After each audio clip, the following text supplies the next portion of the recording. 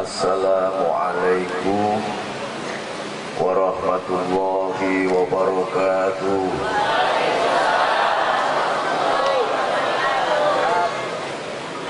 Bismillahi Allahu Akbar.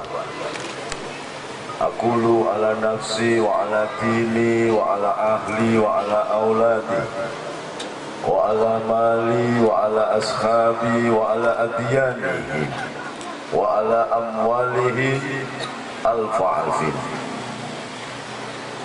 Asyhadu an la ilaha illallah wa asyhadu anna Muhammadan abduhu wa rasuluh. Wa la hawla wa la quwata illa billahil aliyyil azim. Wa ba'du, qala Allah ta'ala, bismillahirrahmanirrahim. Allahu nurus samawati wal ard. Masalu nurihi kamiskati fiha misbah. Al-misbahu fi zujajah. Al-zujajatu ka'annaha kawkabun duriyyu yuqadu min syajarah mubarakatin jainutunatin la zarkiyatin wala garbiyah yakadu yaituha yudhi'u walau lam tamsashu nar nurun ala nur yahdilahu linurihi mayasya wa yadribullahu al-amsala linnasi wallahu bikulli syai'in alim. Wa qala ta'ala laqad kana lakum fi rasulillahi uswatun hasanah liman kana yarjullah wal yawmal akhirah wa dzakarallaha katsiran. Sadaqallah. Ibu-ibu dan bapak-bapak, wabil khusus Al-Habib Ali bin Husain Asgaf, para alim, ulama, perkenankan saya tidak berdiri karena di bawah banyak orang tua. Saya tak duduk saja, nggih. Alhamdulillah. Yang pertama, mari kita bersyukur kepada Allah bahwa kita bisa ketemu dalam pengajian yang mubarak, yang luar biasa ini. Bagi saya baru pertama kali ini menghadiri pengajian yang diadakan di tengah jalan. Karena saya keliling sampai ke Yordan, kemarin ceramah di Jeddah, diundang oleh ulama-ulama Jeddah, tidak di jalan begini. Ini saking luar biasanya. Mudah-mudahan nanti gubernurnya menyediakan lapangan yang bisa untuk pengajian. Gak usah mau amini, gubernurnya orang ngerti agama. Sampai minta aja kepada mereka. Jangan diamini. Minta disediakan satu lapangan ben bisa lu ngaji. Gitu. Gubernurnya orang ngerti ngaji. Dan aneh, Jakarta ini kan hebat-hebat, Habibnya paling banyak se-Indonesia, tapi di gubernurnya Cina.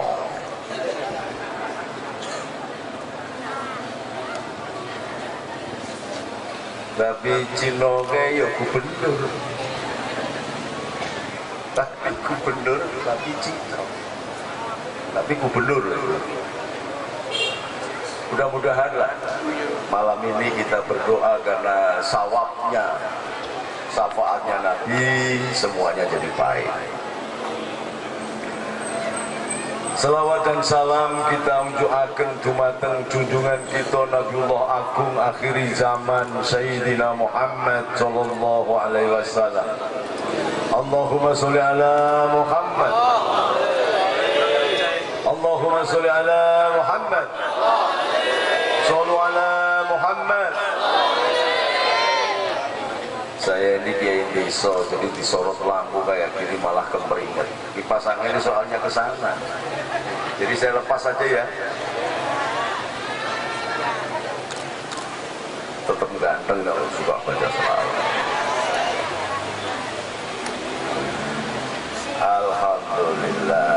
belum istirahat saya setahun penuh. Nanti tanggal 6 sudah harus umroh lagi. Tanggal 1 ada call cucunya Sunan Giri yang ke urutan kelima, yaitu canggah saya namanya Sultan Abdul Hamid di daerah Ujung Pangkah, Gresik. Setelah itu saya umroh lagi. Karena apa? Dungake Indonesia supaya tentrem. Karena apa? Karena Indonesia ini kayak guyonan. Menentukan KPK, Pak Polisi, Kapolri, rabarbar. Gak selesai-selesai. Debat gak rampung-rampung. Karena apa? Karena beliau belum menyadari dan belum mengenal bagaimana cara style of leadership, gaya kepemimpinan Nabiullah Agung Muhammad SAW. Kalau dia tahu, selesai sudah. Indonesia ini paling gampang. Tapi karena nggak paham, saya jadi mumet melihat presiden sampean. Presiden belusuan. Lalu jangan diketawain dong, sampean pilih sendiri yuk. Iya Pak ya? Dipilih presidennya karena belusuan, padahal tukang golek beling itu juga belusuan.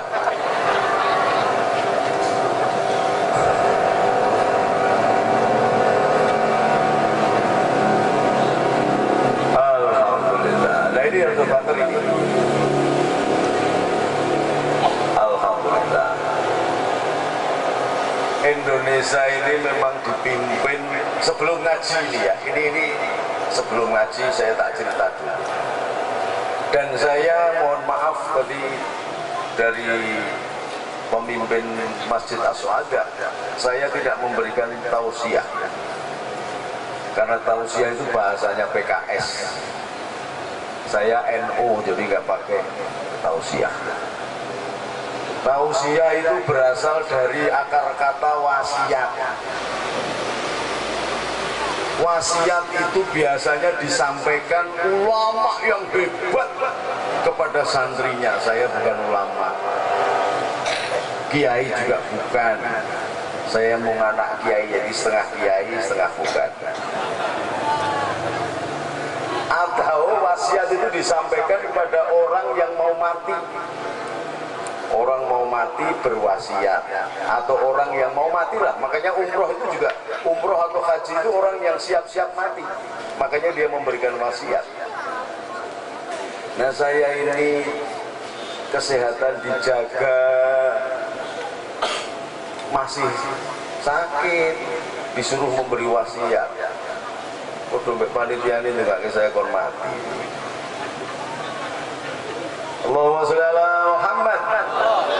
Jadi mau idoh hasanah, kata kalau bahasanya Habib Ali bin Husain, jadi mutiara hikmah yang dipetik dari Quran dan hadis itu lebih baik daripada tausiah. Itu PKS, saya bukan PKS. Jadi terus terang aja supaya sampai nanti tahu bahwa saya bukan PKS. Jadi jangan ngundang saya kalau sampai PKS. Di garis harus tegas ya. Karena yang senang selawatan biasanya bukan PKS. Kalau di sini Al-Habib Ali bin Husain bisa menjadi magnet Pak RW sing polisi saja bisa melok ngaji ya kan? Di Mekah sendiri tempat maulidnya Nabi, tempat kelahirannya Nabi sekarang dijadikan WC umum. Ya, supaya sampai tahu, maka bergembiralah sampai masih ada penjaga-penjaga Rasul meskipun di tanah Jawa ini. Ada 4 wanita yang dijamin masuk surga dan menjadi empunya surga. Yang pertama adalah Sayyidatina Khadijah. Tempat lahirnya Sayyidatina Khadijah jadi WC umum di Mekah sana.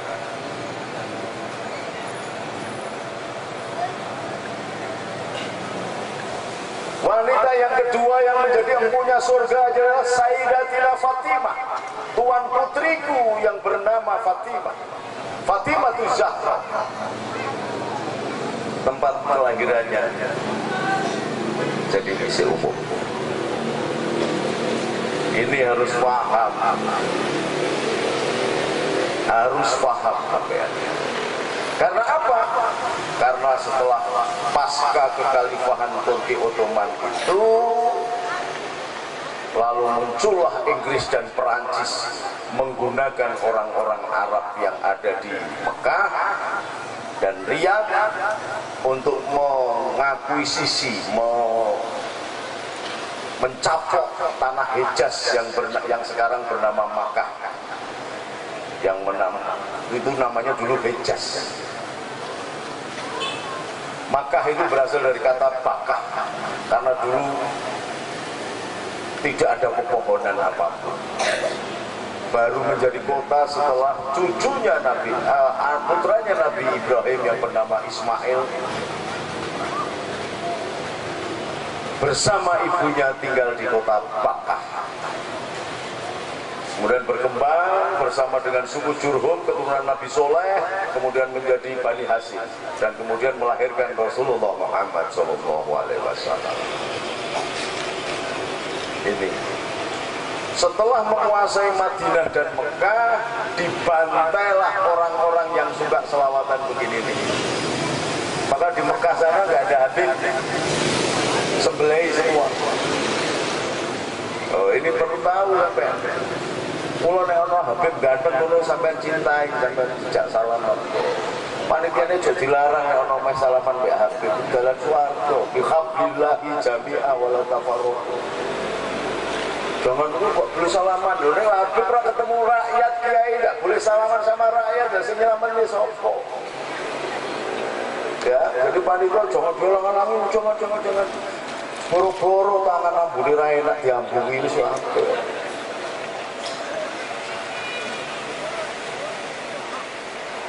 Di Mekah yang semula itu, ini supaya sampean paham, kenapa di sini kok di Indonesia ini diadakan maulid terus. Kalau tidak ada Islam yang sudah diutus, dikembangkan oleh Wali Songo, tidak akan ada maulid di muka bumi.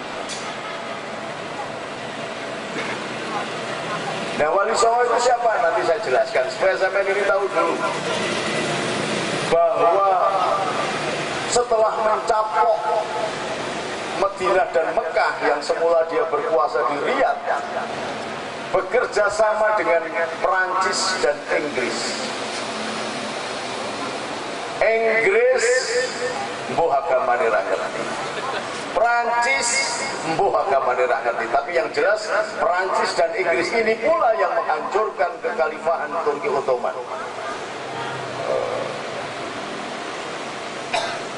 Orang-orang yang ada di Mekah di Arab itu kerjasama dengan Inggris dan Perancis membantai orang-orang yang menjadi keturunan Nabi, yang baik, yang bermadhab Maliki. Dari Imam Malik itu keturunan Nabi yang ke-16 kalau nggak salah. Kemudian pengikutnya Asy-Syafi'i, pengikutnya Ibnu Hambal, Imam Hambali, itu juga keturunan Nabi yang bertinggal di Basrah. Dan Imam Abu Hanifah yang berasal dari Samarkand, Uzbekistan sana. Uzbekistan itu atau Samarkand ini nanti ada sekian ribu santri ngaji ke Cina, ngaji kepada keturunan Sa'ad bin Abu Waqqas yang ditugaskan Nabi Muhammad SAW ketika selesai hijrah dan membangun Masjid Kuba. Jadi di Cina itu ada masjid tertua di dunia setelah Masjid Kuba. Ini. Dan di sana juga diterima dengan baik orang-orang Cina, orang-orang Konghucu. Orang-orang tahu bahkan Quran itu dipahat di 10.000 lempeng batu. Ini kalau nggak ada orang Cina, nanti dibakari semua Qurannya, nggak ada bekasnya. Tapi oleh orang-orang Cina, orang-orang yang beriman dari kelompok Cina ini menuliskannya di 10.000 lempeng batu.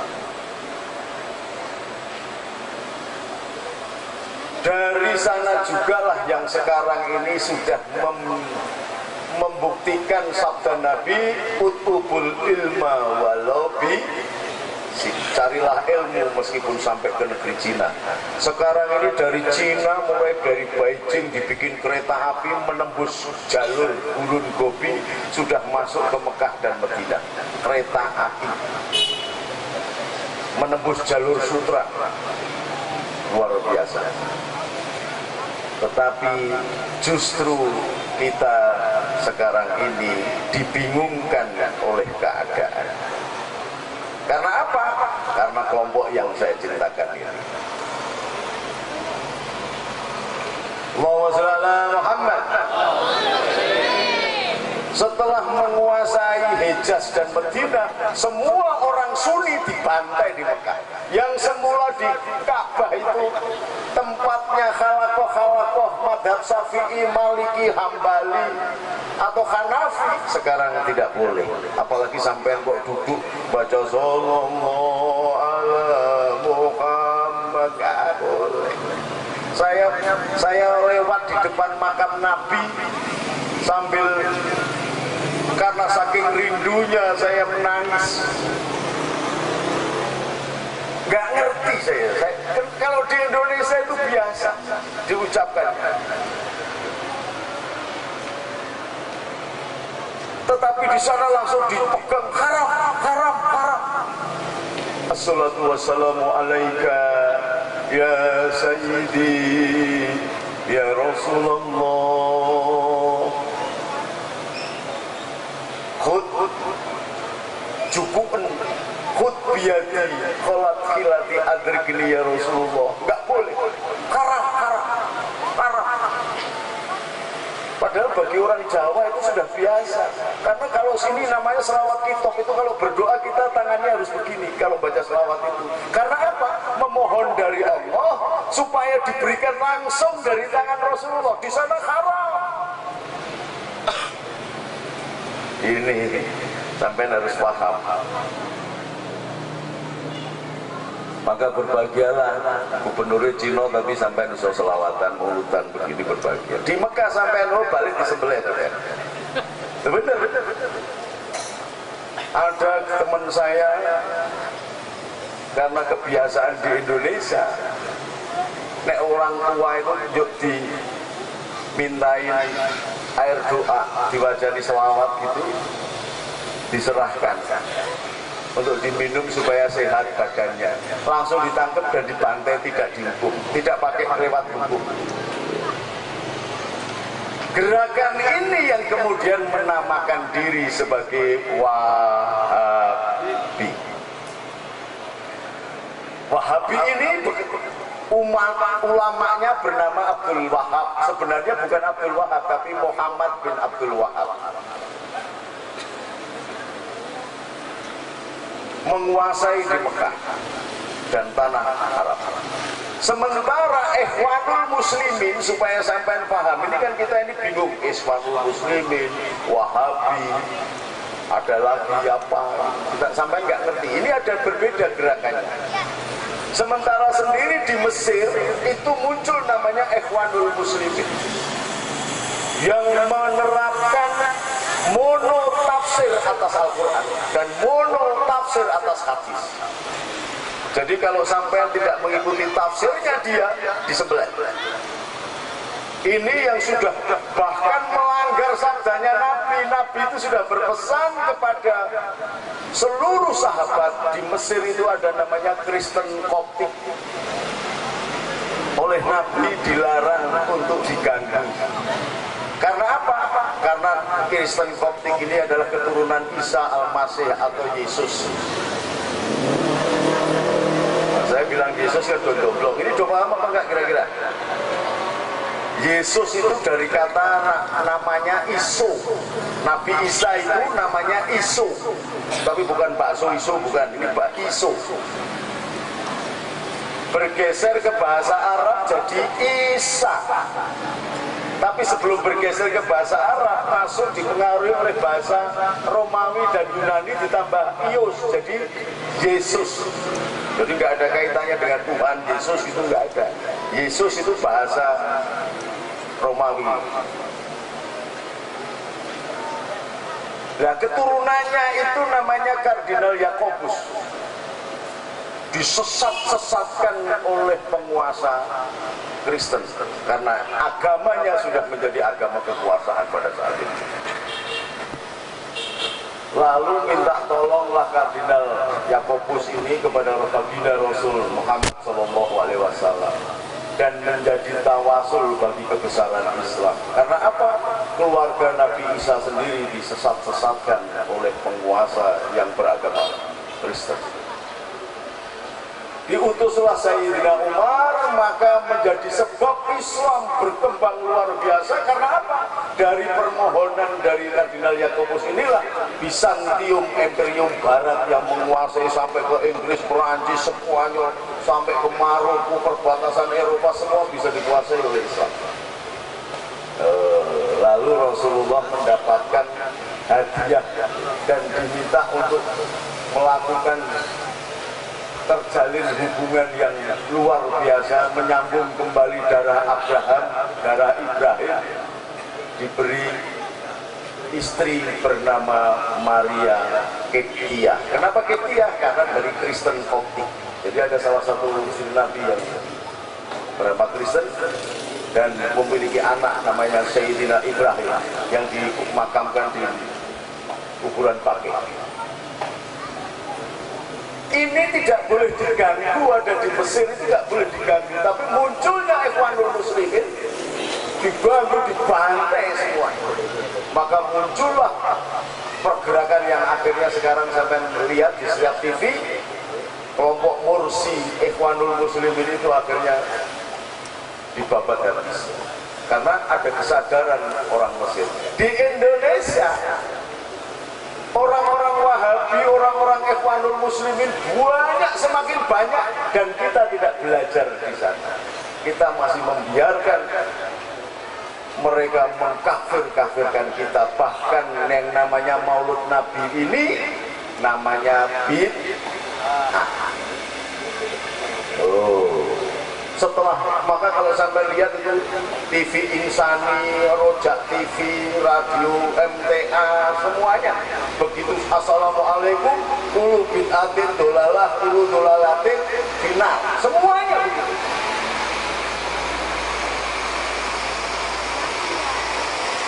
Dan ini maulotan begini ini dianggap bid'ah. Nah, sekarang mulai kita ngaji ini. Maulutan dianggap bid'ah, baca berjanji dianggap bid'ah, burdah bid'ah, tahlilan bid'ah, apa lagi? Baca manakib bid'ah, yasinan bid'ah. Itu caranya untuk menghancurkan umat Islam.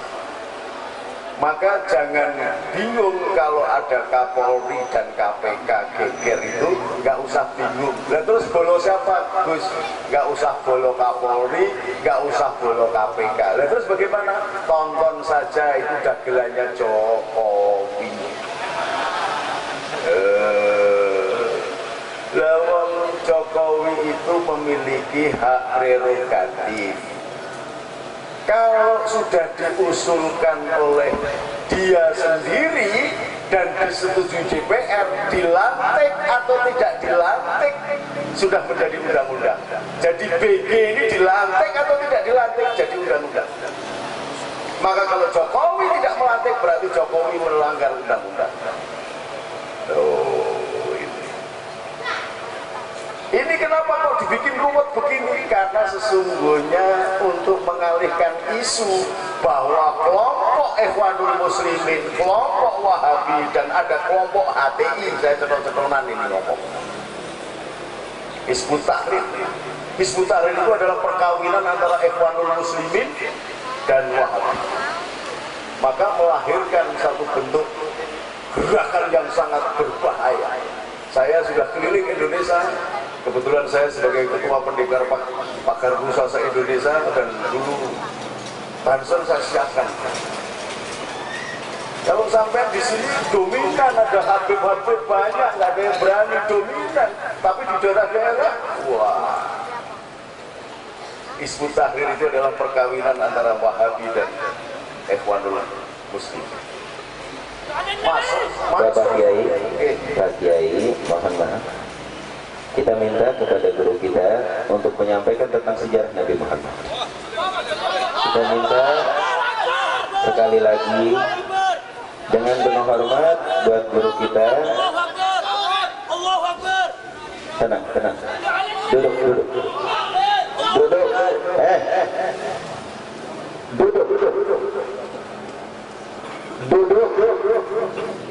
Nggak ada yang nyuruh. Duduk.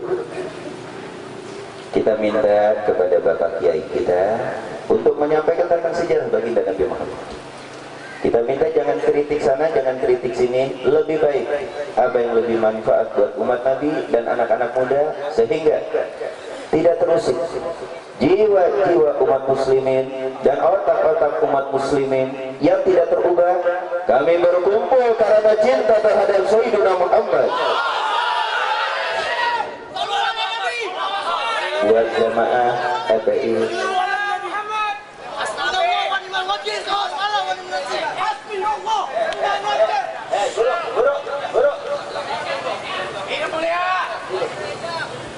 buat jemaah FPI, mau diwakilin kana,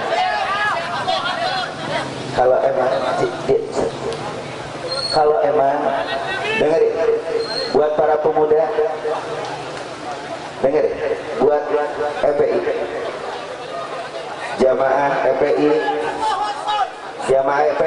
dengerin, udah, ya. Jamaah FPI boleh nggak minta ngomong? Mau diwakilin ke Habib apa enggak? Mau diwakilin ke Habib apa enggak? Ini majelis mulia. Mau diwakilin, duduk rapi biar Habib yang ngomong. Oke? Duduk rapi biar Habib yang ngomong. Para hadirin. Jadi mudah-mudahan apa yang disampaikan oleh, duduk yang manis. Ini majelis Rasulullah. Duduk untuk Rasulullah.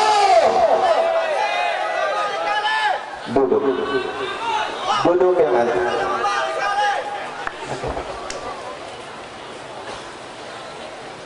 Buat anak FPI duduk, diminta aja, serahkan. Duduk. Shallu ala Nabi. Buat Bapak Ustadz kita, terima kasih atas ceramahnya. Mudah-mudahan bermanfaat. Kita doakan mudah-mudahan selamat dan panjang umur. Hadirin, bahwa kita selamat bersama ya Nabi. Istirahat sambil baca salawat. Bapak Kiai kita istirahat. Ya Rasul. Istirahat. Assalamualaikum warahmatullahi alaika salawatullah alaika ya Nabi alaika ya Rasul. Assalamualaikum warahmatullahi wabarakatuh. Alhamdulillah, wassalatu wassalamu ala Rasulillah.